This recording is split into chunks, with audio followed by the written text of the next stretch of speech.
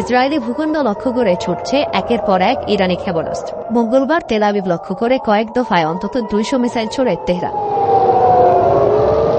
Hezbollah প্রধান হাসান নাসরাল্লাহর হত্যাকাণ্ডের জবাব দিতে ইসরায়েলে হামলার হুমকি দিয়েছিল ইরান।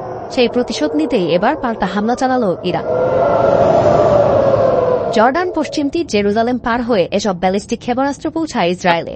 হামলার কথা স্বীকার করেছে তেহরান তেল আবিব দুপক্ষ। আন্তর্জাতিক বিভিন্ন গণমাধ্যম বলছে বেশ কিছু ক্ষেপণাস্ত্র বিস্ফোরিত হয়েছে ইসরায়েলের নানা স্থানে। তেহরানের হুঁশিয়ারি এখানেই শেষ নয়, আরও হামলা করা হবে ইসরায়েলি ভূখণ্ড জুড়ে।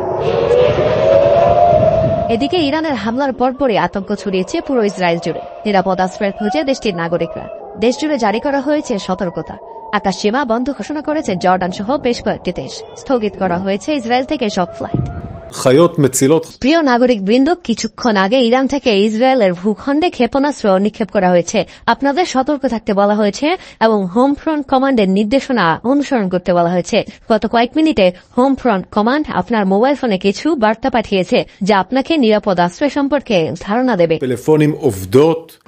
এদিকে ইসরায়েলকে সহায়তায় মার্কিন সামরিক বাহিনীকে নির্দেশ দিয়েছেন প্রেসিডেন্ট জো বাইডেন। ইরানের ছোড়া মিসাইল ভূপাতিত করতে সব ধরনের ব্যবস্থা নেওয়ার নির্দেশ দেন তিনি। এর আগে গেল এপ্রিলে ইসরায়েলি ভূখণ্ড লক্ষ্য করে হামলা চালিয়েছিল ইরান।